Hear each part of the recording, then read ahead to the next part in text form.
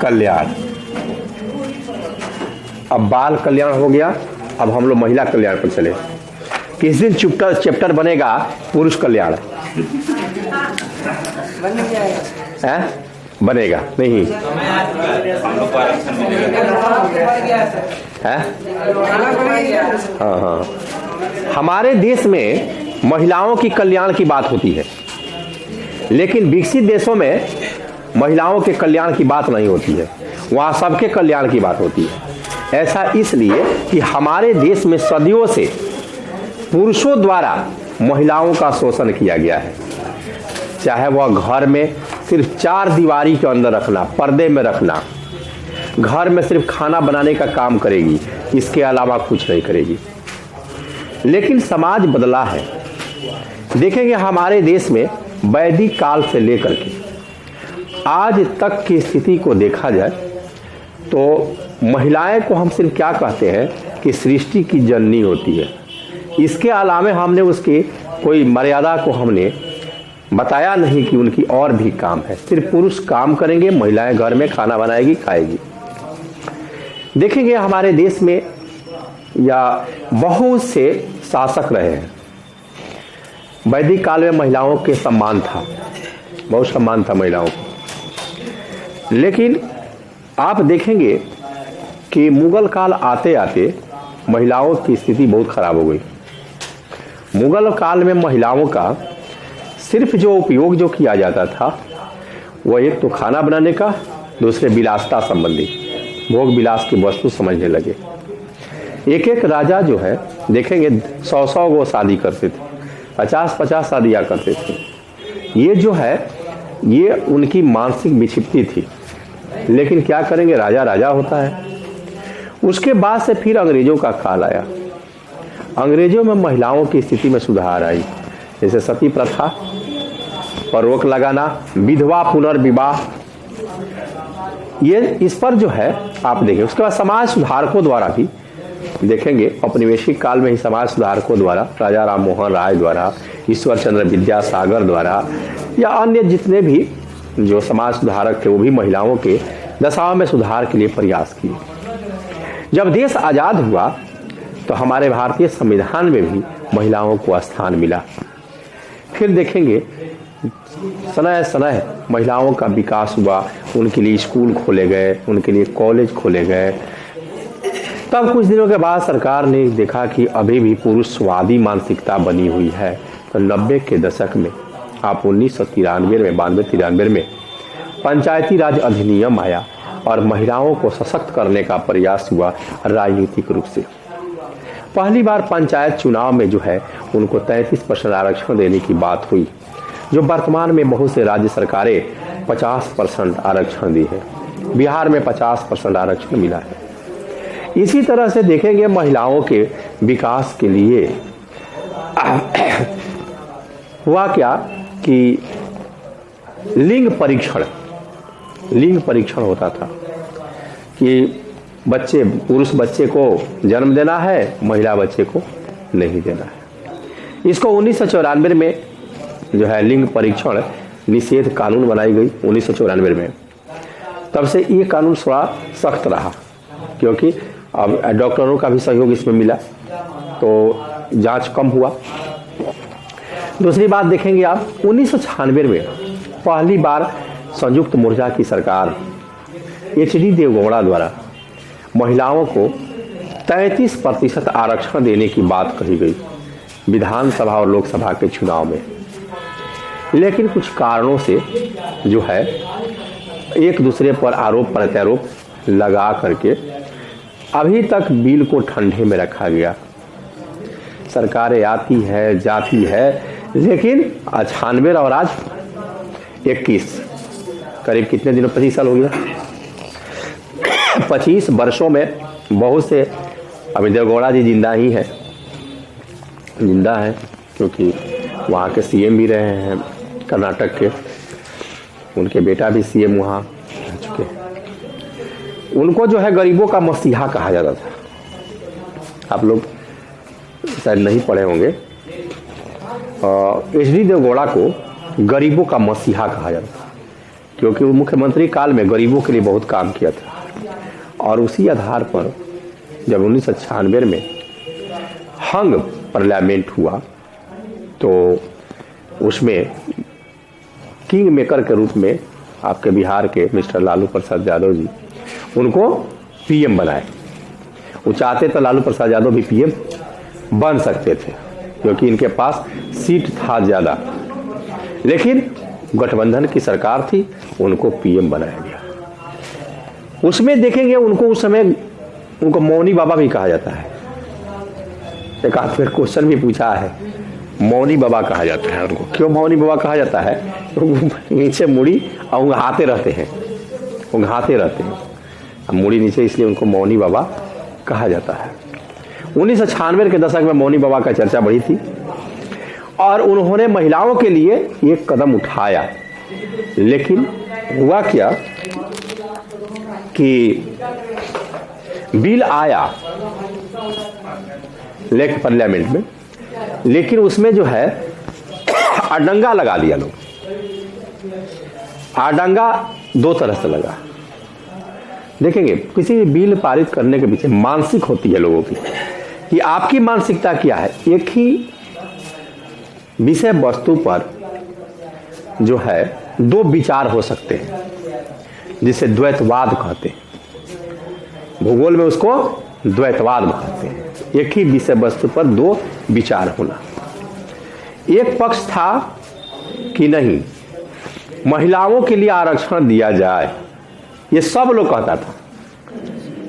तो उसमें एक पक्ष आ गया कि नहीं, महिलाओं को आरक्षण दिया जाए, लेकिन अनुसूचित जाति के महिलाओं के लिए, एससी एसटी के महिलाओं के लिए और ओबीसी की महिलाओं के लिए आरक्षण में आरक्षण हो। जैसे मान लीजिए कि अभी कैसे नौकरी में है कि सभी वर्ग के महिलाओं के लिए अलग अलग आरक्षण, तो वो वहां हुआ क्या कि नहीं, सीधे रूप में पारित कर दिया जाए कि कोई भी महिला लड़ सकती है उस पर चुनाव। तब तो फिर वही हो जाएगा कि एससी एसटी की महिला एक भी नहीं जीतेगी, ईबीसी की महिला एक भी नहीं जीतेगी चुनाव, कि ना उतना पैसा होगा ना राजनीतिक रूप से सशक्त है। तो इस पर अडंगा लालू प्रसाद यादव लगा दिए कि नहीं, बिल पारित होगा लेकिन आरक्षण के साथ होगा। हर महिला में, हर वर्ग में आरक्षण होगा, तभी बिल पारित होने देंगे, नहीं तो नहीं होने देंगे। नहीं हुआ, ठंडे बस्ते में पड़ गया। बीजेपी कहती थी कि नहीं, ऐसे नहीं पारित होगा, वो सिर्फ महिला के लिए रहेगा, सिर्फ महिलाओं के लिए ही रहेगा। उनका अपना तर्क, सिर्फ महिला के लिए रहेगा। तो ऐसी स्थिति में जो है बिल अभी तक पारित नहीं, अब तो चर्चा नहीं होती है उसकी, अब तो कोई चर्चा भी नहीं करता है कि महिलाओं के लिए आरक्षण दिया जाए। देखिए इसके पीछे अडंगा क्या है कि अगर जैसे अभी जैसे जातीय जनगणना की बात हो रही है ना, तो बीजेपी नहीं चाहेगी। क्यों चाहेगी? अगर जातीय जनगणना हो जाएगा तो वो जिस बेस पर का उसका वोट है, वो वोट खिसक जाएगा ना, अपना वोट बैंक देखता है। नीतीश कुमार और जो क्षेत्रीय पार्टी या जो विपक्ष है वो चाहते हैं जातीय जनगणना होना। क्यों? कि इनका वोट बढ़ जाएगा। तो ये अपने अपने लाभ के लिए लोग करते हैं, राजनीति में होता है ऐसा। तो जैसे मान लीजिए कि बीजेपी जो है नहीं चाह रही है फुल मेजॉरिटी रहते हुए भी। क्यों नहीं चाह रही है? इसके पीछे कारण है कि अगर महिला आरक्षण उसी तरह से पारित कर दिया जाए किसी भी महिला के लिए, तो ओबीसी के महिलाएं नाराज हो जाएगी, एससी एसटी के महिलाएं नाराज हो जाएगी, सरकार गिर जाएगी। अगर आरक्षण देकर के हम कर देते हैं तो जनरल नाराज हो जाएगा। इसलिए इसको छेड़े ही मत, इसको छेड़ा ही मत जाए। लेकिन छीड़ेगा कब? छीड़ेगा जब न कांग्रेस की सरकार रहेगी और न बीजेपी की सरकार रहेगी। जब गठबंधन की सरकार बनेगी संयुक्त मोर्चा की, तब उस समय महिलाओं को आरक्षण मिल जाएगा निश्चित। अन्यथा न कांग्रेस देगी और न बीजेपी देगी, क्योंकि दोनों का वोट का आधार एक ही है, आधा 50%। क्योंकि कांग्रेस को भी अगड़ी जाति के पार्टी माना गया। और बीजेपी को भी अगड़ी जाति का पार्टी लोग मान लेते हैं। ठीक है, तो अब दोनों का अपना आधार वोट तो खोएगा नहीं। तो वोट की यहां सवाल है, यहां देने की सवाल नहीं है, यहां वोट खोने की सवाल है, ये चीज है। अब देखेंगे आप कि सरकार आखिर महिलाओं को क्यों नहीं देना चाहती। एक और तर्क है, जैसे मान लीजिए पटना का सीट आरक्षण हो जाएगा तो फिर रविशंकर जी कहां से चुनाव लड़ेंगे। उनकी अगर अपने पत्नी को लड़ा देते हैं तो फिर पत्नी ने नेता बन जाएगी, आइए क्या करेंगे, कहाँ बाजा बजाएंगे। तो सबसे बड़ी बात यह है कि अगर महिला का सीट हो जाएगा तो फिर पति अस्तित्व की सवाल हो जाएगी ना। और जब राजनीति में अगर उस आगे निकल जाएगी तो उनकी दुर्दशा हो जाएगी ना। ये भी लोग चाहते हैं कि नहीं हो, इसलिए ये भी कारण है। 33% नहीं दे रहा, आप 50 के कह रहे हैं। जैसे मान लीजिए और 40 गो सीट बिहार में है, अगर 33% आरक्षण कीजिएगा तो कितना सीट हुआ? 13, मान लीजिए 13। किसका 13 गो सीट महिला आरक्षण कीजिएगा, बताइए किसका सीट? रविशंकर जी का, रामकृपाल जी का, किसका? इसीलिए चुपचाप बैठे रहता है सब। ये सब महिला अगर आ जाएगी 13 गो तो 13 गो कौन सीट के कौन छोड़ने के लिए तैयार रहेगा? इसीलिए न मत बनबे नहीं करता है। अगर ये भी डर है कि 13% अगर आरक्षण 33% आ जाता, महिलाएं अगर 33% जीत के संसद में चल जाएगी तो कल पीएम और सीएम सब बनना शुरू हो जाएगा। इंदिरा गांधी के बाद तो कोई पीएम नहीं बना, तो इंदिरा वो भी तो पीएम के दावेदार हो जाएगी। महिलाओं का अपना गुट हो जाएगा, है कि नहीं? हो सकता है पॉलिटिकल पार्टियां बना ले महिला।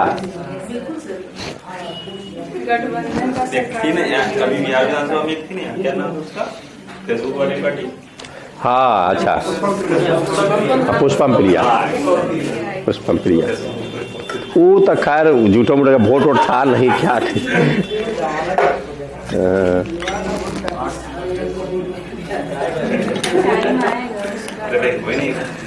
अच्छा किसी पॉलिटिकल पार्टी से जुड़ जाएगी, विधायक बन जाएगी। लोग जाना तो पुष्पम प्रिया का तो नाम लिए ना जी, कम है। पहले तो नाम होना चाहिए ना कि आपका नाम ले। बिहार में महिला होकर उतना बड़ा पार्टी, हाँ पार्टी का लॉन्च की, उसके बाद उसके फादर भी तो बेटी हैं, MLC है भाजपा, जदयू के साथ की भाजपा के। तो फिर अपना जो है किसी पार्टी से लड़ जाएगी चुनाव में, उतना प्रचार हुआ तो कोई पार्टी वाला रख ही लेगा।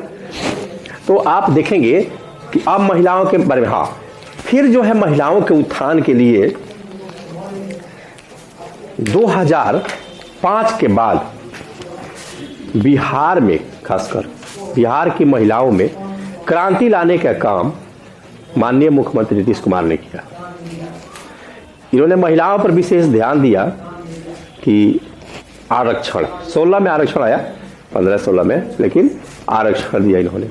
लेकिन इससे पहले पंचायत चुनाव में आरक्षण इन्होंने 50% दे दिया था, पहले दे दिया था। महिला शिक्षक नियोजन में 50% आरक्षण मिला, जिससे महिलाओं की स्कूल में भागीदारी अधिक हो गई। भागीदारी होने के कारण भी देखिएगा शिक्षा पर थोड़ा सा प्रभाव ज़्यादा पड़ा है। हाँ वही चीज़, अब मुखिया जी अपने पतों कहीं से सर्टिफिकेट ला करके अपना कर दिए, तो ये चीज़ हुआ। लेकिन महिलाओं का सशक्तिकरण बिहार में हुआ है। इसी तरह अन्य राज्य सरकार भी अपने यहाँ महिलाओं को सशक्त बनाने का प्रयास कर रही है। लेकिन जिस आधार पर इन लोग की संख्या है 49%, उतना जो है महिलाओं के लिए जो है डेवलपमेंट का काम नहीं हुआ है। साइलेंट वोटर की बात नहीं है, वोटर देखिए कोई साइलेंट वोटर नहीं होता है। ये कहना है कि इसका एक हवा बनाया जाता है, माहौल क्रिएट किया जाता है कि महिलाएं हमारे पक्ष में साइलेंट वोट करेगी। कोई महिलाएं 95% महिलाएं अपने परिवार के विरोध में वोट नहीं देती है। जहां उसके माता पिता कहेंगे, जहां उसके भाई कहेगा, जहां उसके जो है हस्बैंड कहेगा, वहां 10%, 5% को छोड़ दीजिए, वो अलग बात है, लेकिन वही वोट देगी। आप लाख कह दीजिएगा उसको कि इस पार्टी में वोट दे दीजिए, नहीं देगी। वो अपने हस्बैंड को बात को छोड़ करके नहीं मान सकती है। वोट कहना है कि हाँ नीतीश कुमार कहते हैं कि हमें महिला वोट दी, जीत गए, नहीं, ये सब गलत है, तो इस बार काहे नहीं दे दी, कहाँ दी? ऐसा नहीं होता है। आप हमारे देश में जो है वोटिंग प्रणाली जो है वो पुरुष प्रधान ही है। जिधर पुरुष कहते हैं उधर महिला जाकर के वोट देकर चलाती है। आपकी माँ, हमारी माँ पूछती है ना कहाँ वोट देना है, जो चल इसमें देना है, हम ही बताते हैं जी, आप ही नहीं बताते हैं, दे दिए। तो वो भी तो महिला है। तो ऐसा नहीं है, वो कहने के लिए एक माहौल क्रिएट किया जाता है। अब जैसे अभी उत्तर प्रदेश के चुनाव में प्रियंका गांधी माहौल बना रही है। क्या बना रही है कि मैं लड़की हूं, लड़ सकती, क्योंकि लड़कियों का, एक महिलाओं का हम 49% है तो हम जीत सकते हैं, ये लोग अपना पुरुष में बांट ले। लेकिन ऐसा नहीं होगा। अखिलेश यादव के वोटर जो होंगे पुरुष, उसके घर की महिला अखिलेश यादव कर देंगे, और जोगी के जो होंगे वो जोगी कर देंगे। ये प्रियंका गांधी 2-4% वोट ला करके रह जाएगी। बहुत जमीन खिसका हुआ है कांग्रेस का ना, तो ऐसा नहीं होता है। तो अब महिलाओं के बारे में देखिए, विकास के बारे में हुआ। अब यहां महिला कल्याण में, भारत में महिलाओं के कल्याण की बात इसलिए उठाई जाती है कि महिलाएं पिछड़ी हुई अवस्था में। महिलाएं 2 प्रकार की होती है, एक घरेलू महिला और एक कामकाजी महिला, मुख्य रूप से। लेकिन और भी प्रकार की है महिलाएं, तो पढ़ाएंगे अभी। घरेलू महिला, इनकी क्या समस्याएं हैं?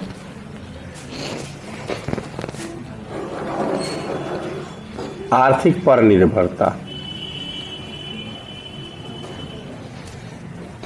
आर्थिक पर निर्भरता, ये दूसरे पर निर्भर रहती है।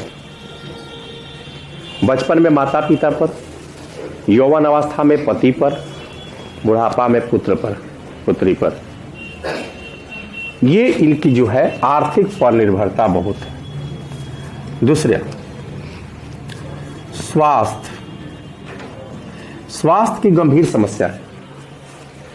आज भी गरीबी रेखा से नीचे रहने वाले परिवार में महिलाओं की स्वास्थ्य की देखभाल नहीं होती है। वह चाहे बचपन से लेकर के आप बुढ़ापे तक या मैटरनिटी तक, उनके लिए सही अस्पताल की व्यवस्था नहीं होती है, हमेशा चेकअप नहीं होता है। ये गंभीर समस्या है। में देखिए, शिक्षा, शिक्षा की भी गंभीर समस्या है। आज भी 35% महिलाएं साक्षर नहीं है,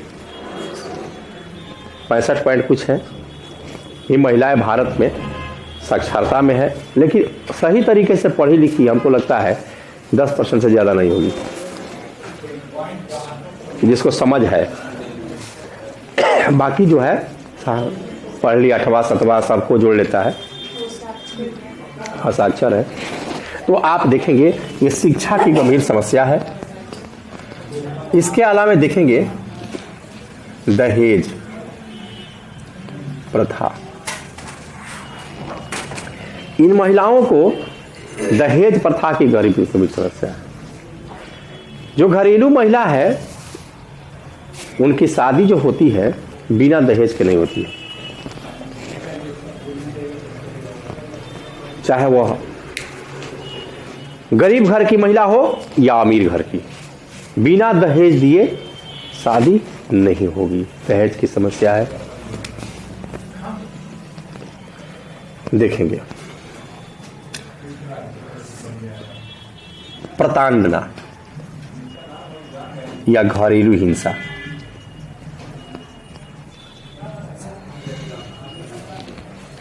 घरेलू हिंसा भी एक गंभीर समस्या है इनके साथ। घरेलू हिंसा कई तरह से होते हैं। एक घरेलू हिंसा होता है दहेज को लेकर कि दहेज और लाओ, नहीं लाया तो मारता है, पीटता है, लोग जला भी देते हैं। देखते ही हैं दिन प्रतिदिन घटनाएं घटती है। दूसरी प्रताड़ना देखेंगे घरेलू हिंसा में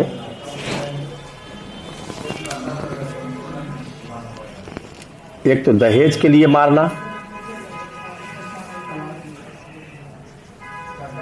दूसरा देखेंगे कि बचपन में लड़कियां पढ़ने जाती है तो देखेंगे पुरुष बच्चे से कोई माता पिता नहीं पूछता है अगर 1 घंटा लेट हो जाएगा कि कहाँ हो, लेकिन लड़कियों से तुरंत पूछा जाता है तुम हो कहाँ, इतना देर क्या कर रही थी। घर आने के बाद इतने डांट पड़ताल इतने तरह से किया जाता है।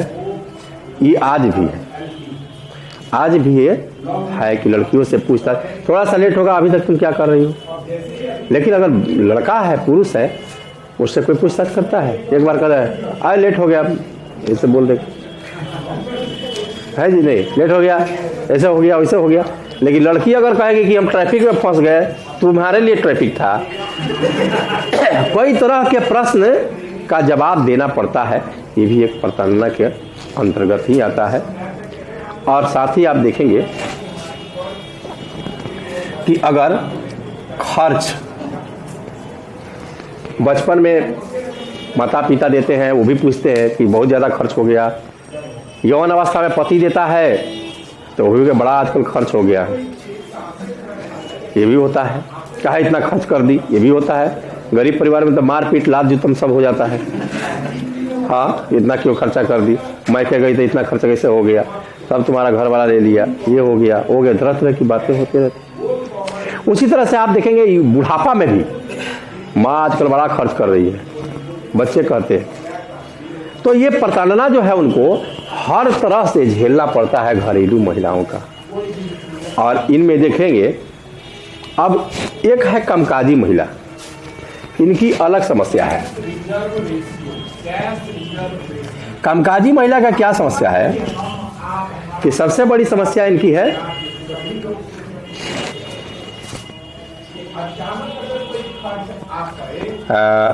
निम्न मजदूरी।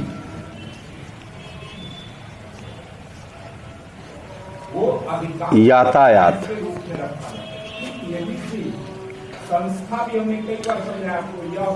दोहरे नियोजन,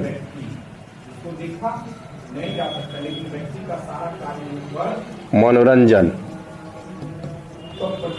सबसे गंभीर समस्या है दोहरे नियोजन का।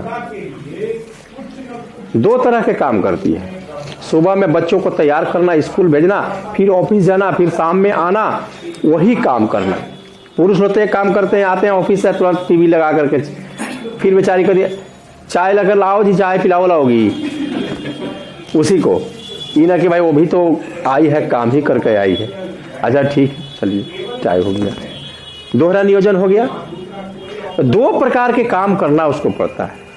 और जब 2 प्रकार के काम करेगी तो मनोरंजन की समस्या होगी, वो मनोरंजन कर ही नहीं पाती है क्योंकि उसको फुर्सत ही नहीं मिलता है बच्चों और हस्बैंड से। तो ऐसी स्थिति में मनोरंजन की समस्या। निम्न मजदूरी, आज भी महिलाओं के साथ विभेद है कि महिलाएं कम काम करती है, इसलिए उनको कम मजदूरी दी जाएगी पुरुषों की अपेक्षा, चाहे वो संगठित क्षेत्र हो या असंगठित क्षेत्र हो। यातायात देखिए, पटना में ही महिलाओं के लिए अलग से बस है जी, कुछ है नहीं है। अगर कम का हॉस्टल उनके लिए नहीं है, हॉस्टल की समस्या। अलग महिलाओं के लिए, कमकाजी महिलाओं की हॉस्टल के लिए अलग से है व्यवस्था सरकार द्वारा? नहीं है, प्राइवेट वाला भी नहीं रखता है। सामान्य हॉस्टल में नहीं रखेगा, बच्चा रहेगा तो नहीं रखेगा। परीक्षा दे रहे, एग्जाम देने आती है बहुत लड़कियां लोग हमारे यहाँ, महिला लोग, तो उनके बच्चे बोले सर नहीं रखने देता है, ये डिस्टर्ब होगा, बच्चा को नहीं अलाउ है। अब उसको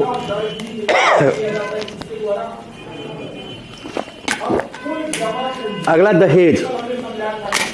कामकाजी महिलाओं में दहेज की समस्या नहीं है, कम है, क्योंकि नौकरी करती है जो, उसमें दहेज की कम समस्या है। आज आधुनिक में देखते हैं, फिर भी बहुत लोग ऐसे हैं जो कहते हैं कि बारातों खर्च दे दो, मांगते हैं। बारात खर्च हम देखे हैं, कई शादी में देखे हैं हम अपने यहाँ स्टूडेंट लोग का, बीच में थे हम, तो बोला लगा कि सर बारातों खर्च वक्त दिला दीजिए। अब बारात खर्च कितना, 15 लाख 10 लाख बारात खर्च है सब। लेकिन फिर भी अगर वो कह दे कि नहीं देंगे तो क्या भागेगा, क्या शादी तो करवे करेगा, क्योंकि एक कमाने वाली और आ रही है कि नहीं। सबको रहता है कि भाई 2 आदमी कमा रहे हैं, अगर मान लीजिए 70 हज़ार रुपया आया तो एक बार 1,40,000 हो गया ना जी खर्च करना। अकेले कमाइएगा तो 70,000 ही नहीं कमाएंगे। तो ये आजकल एक ट्रेंड चला है, लड़का लोग भी लड़की लोग भी नौकरी सवाले से करने के लिए एकदम तैयार रहता है, बशर्ते दहेज की मांग कम रखिएगा आप लोग, मैं नहीं रखिएगा, नहीं तो होगा क्या कि लड़की सब कहेगी कि तब छोड़ दो, तब जाओ दूसरा हम देखेंगे, है कि नहीं। ऐसी थोड़े है आपसे लव अफेयर थोड़े है कि हाँ आप ही से करना जरूरी है क्या जी। इतना हाँ, पर वो एगो रहता है कि चलो भाई वैसा है तो जरूरी है, अब क्या करेगा, करना ही है। यहाँ तो है कि अरेंज मैरिज है तो तुम नहीं ठीक हो, ठीक कोई जो पसंद करेगा पड़ेगा उससे करेंगे, है कि नहीं। ये होता है, जैसे आप पसंद करते हैं लड़की की नहीं, तो लड़की और लड़का पसंद करती है, नौकरी वाली क्यों नहीं करेगी, उसका भी अधिकार है कि हम उसके साथ जीना है, मरना है, हमको एक साथ रहना है, तो हमारे मन मुताबिक होना चाहिए निश्चित है। तो ये देखेंगे, ये समस्या है। हाँ, उत्पीड़न इसमें कम है, कामकाजी महिलाओं के साथ उत्पीड़न जो है शोषण है, पारिवारिक नहीं है, शोषण है नियोजक द्वारा कार्यस्थल पर महिलाओं का, क्योंकि वहाँ महिलाएं 10 पुरुष रहते हैं, एक महिला रहती है, कमेंट भी लोग करता है। और साथ ही नियोजक भी जो है प्राइवेट सेक्टर में देखेंगे बहुत शोषण करता है। तो ये जो है ये कामकाजी महिला के घरेलू में रहेगा, लेकिन अब इतना ही रोक देते हैं हम। संगठित और असंगठित क्षेत्र में, संगठित क्षेत्र में तो ऐसा नहीं होता है, नहीं होता है, लेकिन कहीं कहीं नियोजक कर देता है ना, जानकारी में थोड़ा रखता है। प्राइवेट सेक्टर में होता नहीं, प्राइवेट सेक्टर में कर देता है। अब देखेंगे, अब हम क्वेश्चन लिखते हैं क्या बनेगा, तब हम पढ़ाते हैं क्वेश्चन। इसको उतारिए तो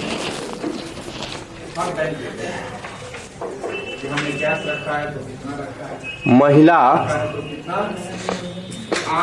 कल्याण की परिभाषा दे। दर पर कॉमर्शियल बैंक आरबीआई से शॉर्ट कम समय के परिभाषा दे। अगला प्रश्न, भारत में महिलाओं की समस्याओं पर प्रकाश डालें। अनुसूचित बैंक या कॉमर्शियल बैंक या बैंक जिसको आप प्रश्न, बैंक आरबीआई भारत सरकार द्वारा शॉर्ट टर्म ऋण लेता है, उस दर को हम कहते हैं रिवर्स। मतलब महिलाओं के आरबीआई लेगी किससे, कॉमर्शियल कल्याण के लिए आरबीआई लेगा, तो जिस दर पर आरबीआई लेगा उस दर को कहेंगे 2010 से पहले चलाए जा रहे के बीच का अंतर हमेशा अंतर, अगर यह 5 रुपए के बीच का इसके नीचे ही होगा। कार्यक्रमों का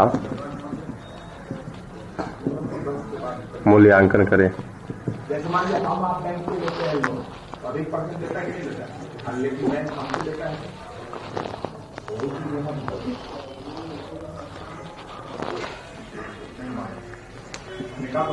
बिहार सरकार द्वारा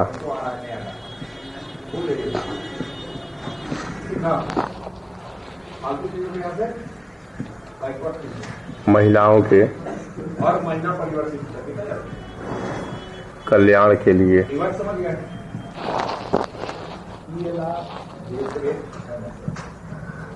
चलाए जा रहे इसका प्रूफ होता है बैंक लेंडिंग रेट।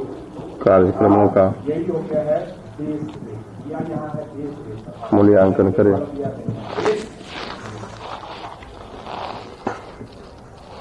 आपके अड़ोसी पड़ोसी में कोई पुराने बैंक इंप्लॉय हैं बिहार में महिलाओं की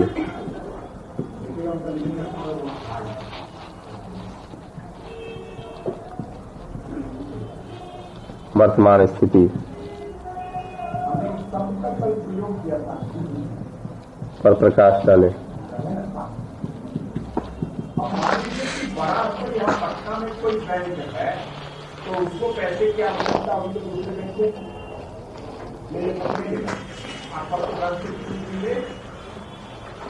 योजनाओं को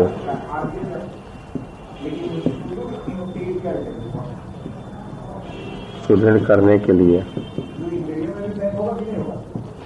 अपना सुझाव दें। अपना सुझाव दें।